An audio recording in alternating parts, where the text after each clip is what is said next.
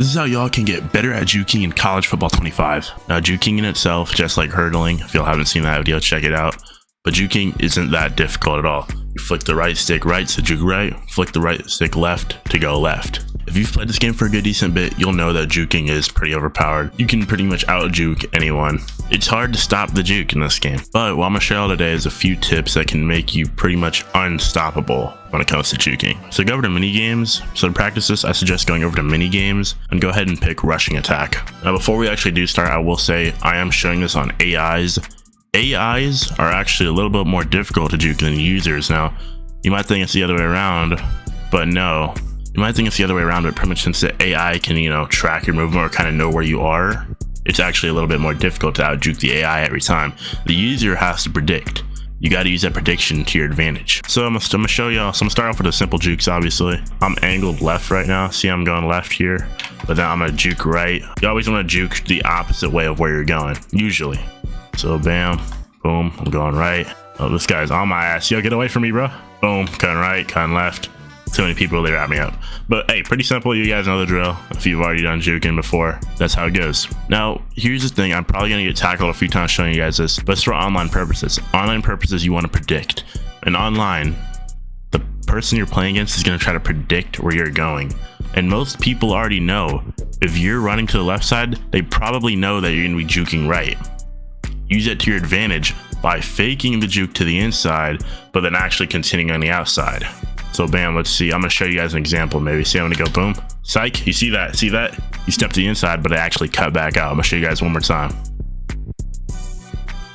Same thing here. Nope, I'm out.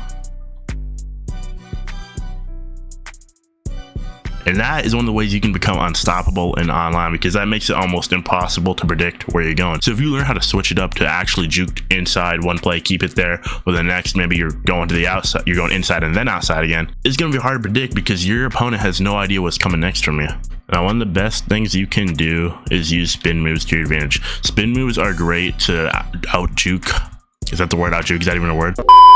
So let's say, hold on, I'm gonna slow it down a bit, take it to the inside. To these guys here, bam, look at that, I juke two of them, one was just behind me and I got away. So use spin moves to get away from a large amount of people. Now, another thing I'm gonna if you guys don't know, is a hard cut. I don't think a lot of people know about the hard cut. The hard cut, kind of like the spin move, you can use it to change your direction quickly. It's a lot more precise. So I'm gonna show y'all real quick. To do this, you want to be holding both of the triggers. It's LT and RT, or R2. That's right, R2 and L2 on PlayStation, these bottom ones right here. Now, definitely want to use this move to confuse defenders before you actually get to them. You can use it to, maybe juke them, but to actually juke them, it's best to use a spin move or the actual juke move. So boom, so I'm cutting in and I'm cutting back out. Definitely works better in online, like I said, because, the AI tracks you. I'm cutting in.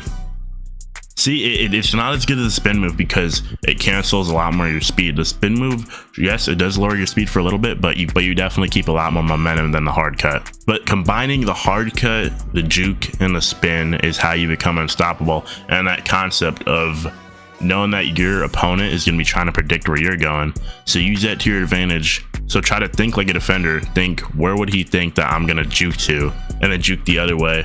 Do a misdirection, a hezzy, whatever. And that brings us to the hezzy, actually. I didn't show you guys that yet. The hezzy is done by holding the right stick back while holding RT.